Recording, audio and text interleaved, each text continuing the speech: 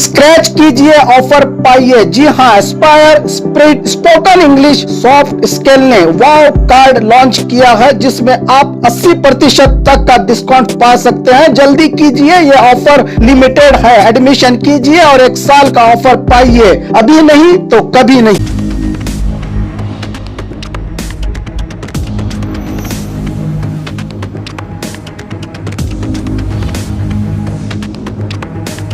स्वागत है आपका बी न्यूज नेशन में। मैं हूं आबिद हुसैन शेख।